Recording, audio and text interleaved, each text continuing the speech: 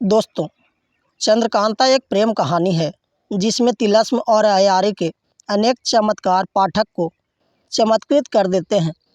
नौगढ़ के राजा सुरेंद्र सिंह के पुत्र वीरेंद्र सिंह तथा विजयगढ़ के राजा जय सिंह की पुत्री चंद्रकांता के प्रणय और परिणय की कथा उपन्यास की प्रमुख कथा है।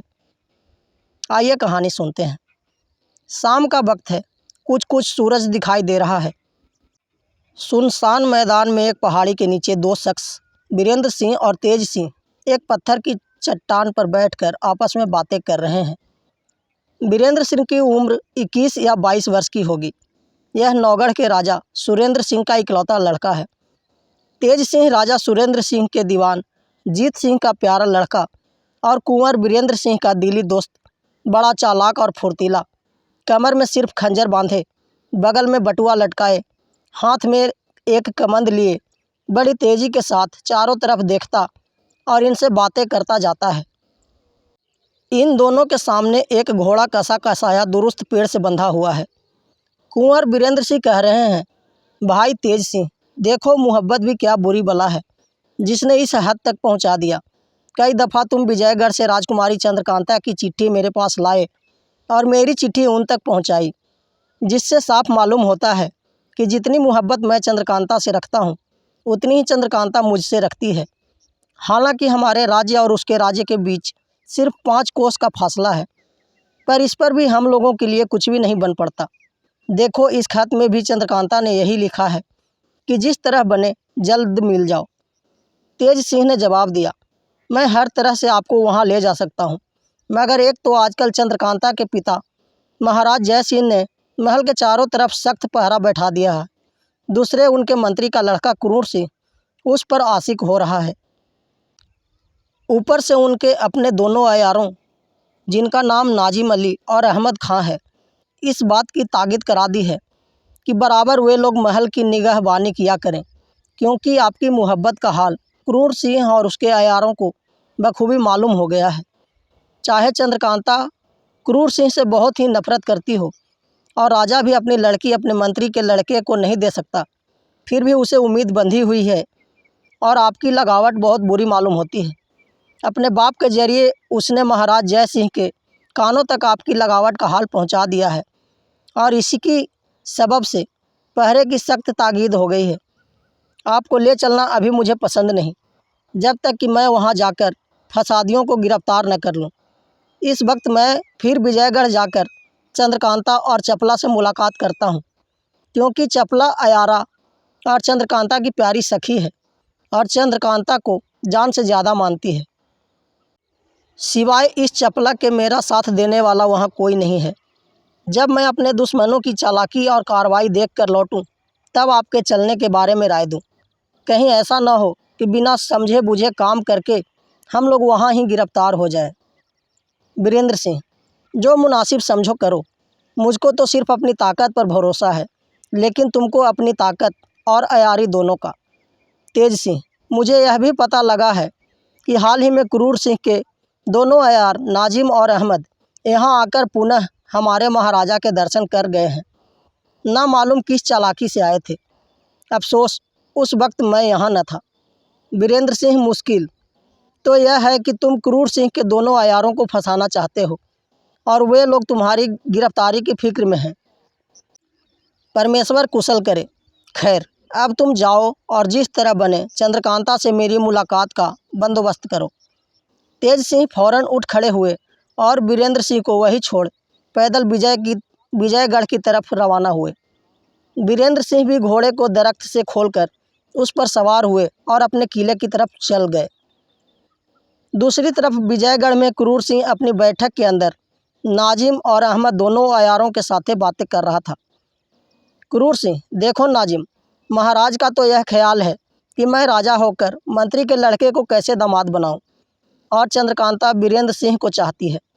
अब कहो कि मेरा काम कैसे निकले। अगर सोचा जाए कि चंद्रकांता को लेकर भाग जाऊं, तो कहाँ जाऊं और कहाँ रहकर आराम करूं। फिर ले जाने के बाद मेरे बाप की महाराज क्या दुर्दशा करेंगे।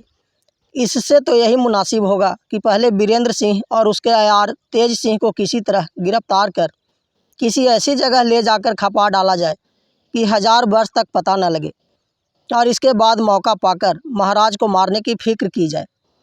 फिर तो मैं झट गद्दी का मालिक बन जाऊंगा और तब अलबत्ता अपनी ज़िंदगी में चंद्रकांता के साथ रह सकूंगा। मगर यह तो कहो कि महाराज के मरने के बाद मैं गद्दी का मालिक बनूंगा कैसे? लोग कैसे मुझे राजा बनाएंगे? नाजिम, हमारे राजा के यहाँ बनिस्बत काफिरों के मुसलमान ज़्यादा हैं। उन सभी को आपकी मदद के लिए मैं राज़ी कर सकता हूँ और उन लोगों से कसम खिला सकता हूँ कि महाराज के बाद आपको राजा माने। मगर शर्त यह है कि काम हो जाने पर आप भी हमारे मजहब मुसलमानी को कबूल करें। क्रूर सिंह, अगर ऐसा है तो मैं तुम्हारी शर्त दिलो जान से कबूल करता हूँ।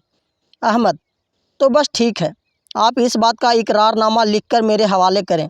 मैं सब मुसलमान भाइयों को दिखलाकर उन्हें अपने साथ मिला लूँगा। क्रूर सिंह ने काम हो जाने पर मुसलमानी मजहब अख्तियार करने का इकरारनामा लिखकर फ़ौरन नाजिम और अहमद के हवाले किया, जिस पर अहमद ने क्रूर सिंह से कहा, अब सब मुसलमानों का एक दिल कर लेना हम लोगों के ज़िम्मे है। इसके लिए आप कुछ न सोचिए। हाँ, हम दोनों आदमियों के लिए भी एक इकरारनामा इस बात का हो जाना चाहिए कि आपके राजा हो जाने पर हम ही दोनों वजीर मुकर्रर किए जाएंगे और तब हम लोगों की चालाकी का तमाशा देखिए कि बात बात में ज़माना कैसे उलट पुलट कर देते हैं। क्रूर सिंह ने झटपट इस बात का भी इकरारनामा लिख दिया, जिससे वे दोनों बहुत खुश हुए। इसके बाद नाजिम ने कहा, इस वक्त हम लोग चंद्रकांता के हाल चाल की खबर लेने जाते हैं, क्योंकि शाम का वक्त बहुत अच्छा है। चंद्रकांता जरूर बाग में गई होगी और अपनी सखी चपला से अपनी विरह कहानी कह रही होगी। इसीलिए हमको पता लगाना कोई मुश्किल न होगा कि आजकल वीरेंद्र सिंह और चंद्रकांता के बीच में क्या हो रहा है। यह कहकर दोनों अयार क्रूर सिंह से विदा हो गए। कुछ दिन बाकी है। चंद्रकांता, चपला और चंपा बाग में टहल रही हैं। भीनी भीनी फूलों की महक धीमी हवा के साथ मिलकर तबीयत को खुश कर रही है। तरह तरह के फूल खिले हुए हैं। बाग के पश्चिम की तरफ वाले आम के घड़े पेड़ों की बहार और उसमें से अस्त होते सूरज की किरणें चमक कर एक अजीब सी मज़ा दे रही है। फूलों की क्यारियों की रविशों में अच्छी तरह छिड़काव किया हुआ है और फूलों के दरख्त भी अच्छी तरह पानी से धोए हैं। कहीं गुलाब, कहीं जूही, कहीं बेला, कहीं मोतिये की क्यारियाँ अपना अलग अलग मज़ा दे रही हैं। एक तरफ बाग से सटा हुआ ऊंचा महल और दूसरी तरफ सुंदर सुंदर बुर्जियाँ अपनी बहार दिखला रही हैं।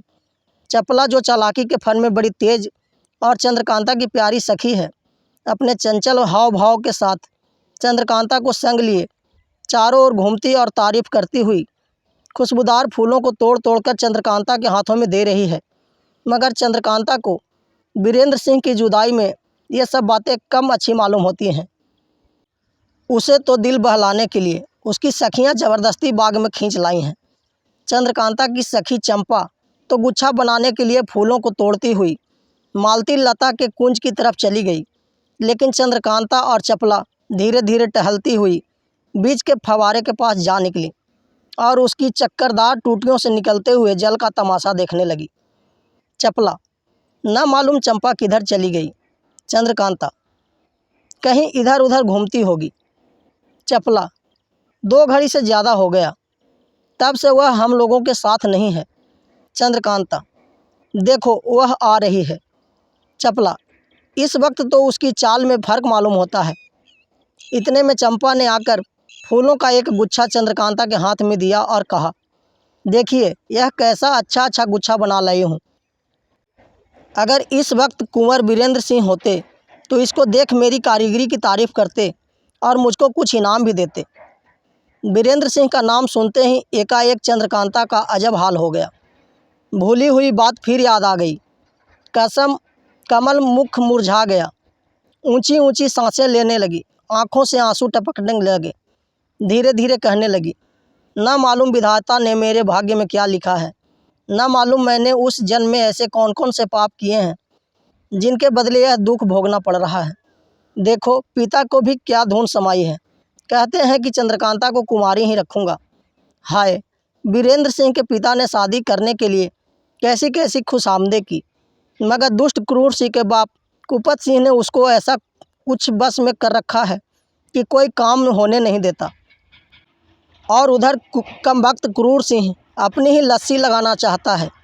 एकाएक चपला ने चंद्रकांता का हाथ पकड़कर जोर से दबाया, मानो चुप रहने के लिए इशारा किया। चपला के इशारे को समझकर चंद्रकांता चुप हो गई और चपला का हाथ पकड़कर फिर बाग में टहलने लगी, मगर अपना रुमाल उसी जगह जानबूझकर गिराती गई। थोड़ी दूर आगे बढ़कर उसने चंपा से कहा, सखी देख तो, फवारे के पास कहीं मेरा रुमाल गिर पड़ा है। चंपा रुमाल लेने फवारे की तरफ चली गई। तब चंद्रकांता से चपला ने पूछा, सखी तूने बोलते समय मुझे एकाएक क्यों रोका? चपला ने कहा, मेरी प्यारी सखी, मुझको चंपा पर शुबह हो गया है। उसकी बातों और चितवन से मालूम होता है कि वह असली चंपा नहीं है। इतने में चंपा ने रुमाल लाकर चपला के हाथ में दिया। चपला ने चंपा से पूछा, सखी कल रात को मैंने तुमको जो कहा था सो तूने किया? चंपा बोली, नहीं, मैं तो भूल गई। तब चपला ने कहा, भला वह बात तो याद है ना, या वो भी भूल गई? चंपा बोली, बात तो याद है। तब फिर चपला ने कहा, भला दोहरा के मुझसे कह तो सही, तब मैं जानूं कि तुझे याद है। इस बात का जवाब न देकर चंपा ने दूसरी बात छेड़ दी, जिससे शक की जगह यकीन हो गया यह चंपा नहीं है। आखिर चपला यह कहकर कि मैं तुझसे एक बात कहूँगी, चंपा को एक किनारे ले गई और कुछ मामूली बातें करके बोली, देख तो चंपा, मेरे कान से कुछ बदबू तो नहीं आती, क्योंकि कल से कान में दर्द है। नकली चंपा चपला के फेर में पड़ गई और फौरन कान सूंघने लगी। चपला ने चालाकी से बेहोशी की दवा कान में रखकर नकली चंपा को सूंघा दी, जिसके सूंघते ही चंपा बेहोश होकर गिर पड़ी। चपला ने चंद्रकांता को पुकार कर कहा, आओ सखी, अपनी चंपा का हाल देखो। चंद्रकांता ने पास आकर चंपा को बेहोश पड़ी हुई देख चपला से कहा, सखी कहीं ऐसा न हो कि तुम्हारा ख्याल धोखा ही निकले और पीछे चंपा से शर्माना पड़े। नहीं, ऐसा नहीं होगा। कहकर चपला चंपा को पीठ पर लाद फवारे के पास ले गई और चंद्रकांता से बोली, तुम फवारे से चुल्लू भर भर कर पानी इसके मुंह पर डालो, मैं धोती हूँ। चंद्रकांता ने ऐसा ही किया और चपला खूब रगड़ रगड़ कर उसका मुंह धोने लगी। थोड़ी देर में चंपा की सूरत बदल गई और साफ नाजिम की सूरत निकल आई। देखते ही चंद्रकांता का चेहरा गुस्से से लाल हो गया और वह बोली, सखी इसने तो बड़ी बेअदबी की, देखो तो अब मैं क्या करती हूँ। कहकर चपला नाजिम को फिर पीठ पर लाद बाग के एक कोने में ले गई, जहाँ बुर्ज के नीचे एक छोटा सा तहखाना था। उसके अंदर बेहोश नाजिम को ले जाकर लिटा दिया और अपने अयारी के बटुए में से मोमबत्ती निकाल कर जलाई। एक रस्सी से नाजिम के पैर और दोनों हाथ पीठ की तरफ खूब कसकर बांधे और डिबिया से लखलखा निकालकर उसको सूंघाया, जिससे नाजिम ने एक छींक मारी और होश में आकर अपने को कैद और बेबस देखा। चपला कोड़ा लेकर खड़ी हो गई और मारना शुरू किया। माफ़ करो, मुझसे बड़ा कसूर हुआ, अब मैं ऐसा नहीं करूँगा, बल्कि इस काम का नाम भी नहीं लूँगा, इत्यादि कहकर नाजिम चिल्लाने और रोने लगा। मगर चपला कब सुनने वाली थी। वह कोड़ा जमाए ही गई और बोली, सब्र कर, अभी तो तेरी पीठ की खुजली भी न मिटी होगी। तू यहाँ क्यों आया था? क्या तुझे बाग की हवा अच्छी मालूम हुई थी? क्या बाग की सैर को जी चाहा था? क्या तू नहीं जानता था कि चपला भी यहाँ होगी? हरामजादे, बेईमान, अपने बाप के कहने से तूने यह काम किया। देख, मैं उसकी भी तबीयत खुश कर देती हूँ। यह कहकर फिर मारना शुरू किया और पूछा, सच बता, तू कैसे यहाँ आया और चंपा कहाँ गई? मार के खौफ से नाजिम को असल हाल कहना ही पड़ा। वह बोला, चंपा को मैंने ही बेहोश किया था। बेहोशी की दवा छिड़क कर फूलों को गुच्छा उसके रास्ते में रख दिया, जिसको सूंघ हुआ बेहोश हो गई। तब मैंने उसे मालती लता कुंज के डाल दिया और उसकी सूरत बना उसके कपड़े पहन तुम्हारी तरफ चला आया। लो, मैंने सब हाल कह डाला, अब तो छोड़ दो। चपला ने कहा, ठहर, छोड़ती हूँ। मगर फिर भी 10-5 कोड़े और जमा ही दिए, यहाँ तक कि नाजिम बिलबिला उठा। तब चपला से चंद्रकांता से कहा, सखी तुम इसकी निगाहबानी करो, मैं चंपा को ढूंढ कर लाती हूँ, कहीं वो पाजी झूठ न कहता हो। चंपा को खोजती हुई चपला मालती लता के पास पहुँची और बत्ती जलाकर ढूंढने लगी। देखा कि सचमुच चंपा एक झाड़ी में बेहोश पड़ी है और बदन पर उसके एक लता भी नहीं। चपला उसे लखलखा सुंघा कर होश में लाई और पूछा, क्यों, मिजाज कैसा है? खा गई न धोखा? चंपा ने कहा, मुझको क्या मालूम था कि इस समय यहाँ अयारी होगी। इस जगह फूलों का एक गुच्छा पड़ा था, जिसको उठाकर सूंघते ही मैं बेहोश हो गई। फिर ना मालूम क्या हुआ। हाय हाय, न जाने किसने मुझे बेहोश किया। मेरे कपड़े भी उतार लिए। बड़ी लागत के कपड़े थे। वहाँ पर नाजिम के कपड़े पड़े हुए थे, जिनमें से दो एक लेकर चपला ने चंपा का बदन ढका और तब यह कहा कि चल मेरे साथ, मैं उसे दिखलाऊं जिसने तेरी यह हालत की। चंपा को साथ लेकर उस जगह आई जहाँ चंद्रकांता और नाजिम थे। नाजिम की तरह इशारा करके चपला ने कहा, देख, इसी ने तेरे साथ यह भलाई की थी। चंपा को नाजिम की सूरत देखते ही बड़ा क्रोध आया और वह चपला से बोली, बहन, अगर इजाज़त हो तो मैं भी दो चार कोड़े लगाकर अपना गुस्सा निकाल लूँ। चपला ने कहा, हाँ हाँ, जितना जी चाहे इस मुँहे को जूतियाँ लगाओ, बस फिर क्या था। चंपा ने मनमाने कोड़े नाजिम को लगाए, यहाँ तक कि नाजिम घबरा उठा और जी में कहने लगा, खुदा क्रूर सिंह को गारत करे, जिसकी बदौलत मेरी यह हालत हुई। आखिरकार नाजिम को उसकी कैदखाने में कैद कर तीनों महल की तरफ रवाना हुई। यह छोटा सा बाग, जिसमें ऊपर लिखी बातें हुई महल के संग सटा हुआ, उसके पिछवाड़े की तरफ पड़ता था और ख़ासकर चंद्रकांता के टहलने और हवा खाने के लिए ही बनवाया गया था। इसके चारों तरफ मुसलमानों का पहरा होने के सबब से ही अहमद और नाजिम को अपना काम करने का मौका मिल गया था। कहानी जारी रहेगी। सुनने के लिए आप सभी का धन्यवाद।